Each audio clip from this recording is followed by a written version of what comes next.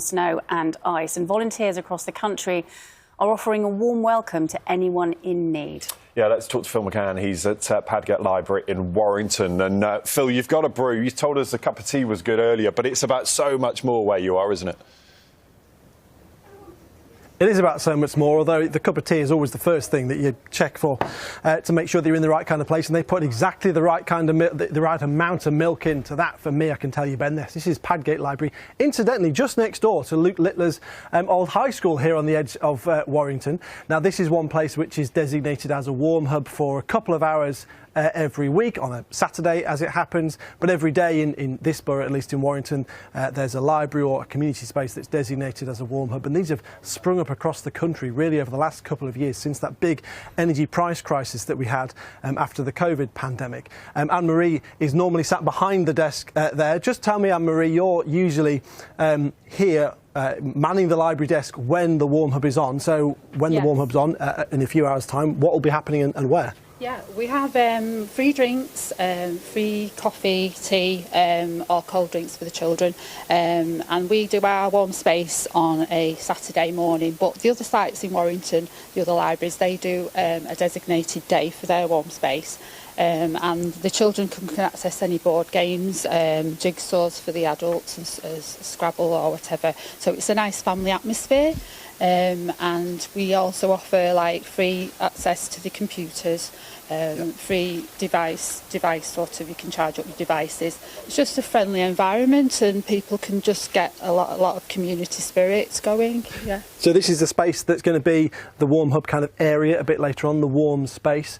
Linda's a volunteer here, aren't you, Linda? You have been for a few years now, although worked in libraries for a long time. And you run a kind of a walking group that goes around the area and then gets people to come into the warm hub, especially people who might not think that a warm hub is a space for them to come to. So what kind of benefits do people get from coming here, other than the obvious, it's warm and there's some nice tea and coffee?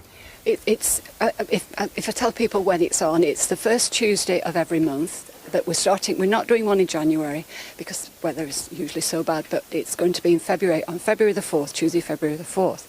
Right, the walk starts off from here. There's usually around 20 people. We've had it even more than that. It's one of our volunteers is a leader, and he knows all the area so well. He'll take people to lots and lots of different areas. But then you end up here, don't you, at the end? So just tell me about what happens when people get here. Where the warm space comes in. This becomes almost like a coffee shop. And most people come back. There's no charge. We just have a donation box at the end. So it's coffee, tea and biscuits. And then it's a question we've watched over the years that we've been doing this. People make friends. And it's a sort of area where you don't have to ask a friend to come, will you come with me? You can just come on your own because it's a friendly group. You don't even have to speak, you can just come and sit in this warm space. It's just spend an hour and a half after a walk in here, making new friends and enjoying. And I know sometimes when the warm hub's on, they'll have people from United Utilities, the water company or the council, talking about how to make your house more energy efficient, your home, because a lot of people who come here will be in very vulnerable situations, especially with, for many people, the winter fuel allowance going at the moment. Just tell me a bit about that. Yeah. Yes, everything that goes on in the library, sort of people come in like you just mentioned, it's all up in the entrance there. The posters are up there. The staff are very, very good here. And again, it's finding out how to make your house more warmer. Thank you very much, Linda. Thank you. And just very briefly, Sandra's here. And Sandra, you work for the library. A lot of people might associate a space like this with being told to shh.